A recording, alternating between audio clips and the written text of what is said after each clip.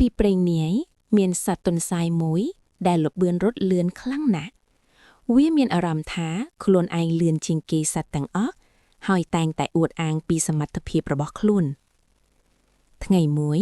ទន្សាយបានជួបអណ្ដើកដើរយឺតតែមានការអត់ធ្មត់ខ្ពស់ទន្សាយចាប់ផ្ដើមចំអកអណ្ដើកថាអណ្ដើកអើយអ្នកដើរយឺតប៉ុណ្ណេះតើអាចឈ្នះខ្ញុំបានដែរឬអណ្ដើកឆ្លើយដោយស្ងប់ស្ងាត់ថាបើចង់ដឹងតបប្រកួតគ្នាទៅសត្វទាំងពីរបានកំណត់ផ្លូវប្រកួតពីចំណុចចាប់ផ្ដើមរហូតដល់ដើមឈើធំមួយនៃចុងផ្លូវពេលប្រកួតចាប់ផ្ដើមទន្សាយរត់លឿនដូចខ្យល់ខណៈអណ្ដើកដើរយឺតតែបន្តទៅមុខដោយមិនឈប់ក្រោយមកទន្សាយគិតថាអណ្ដើកយឺតប៉ុណ្ណេះខ្ញុំសម្រាប់បន្តិចសិនក៏បានហើយវាក៏ដេកលេងក្រោមដើមឈើអណ្ដើកបន្តដើរយឺតតែមិនឈប់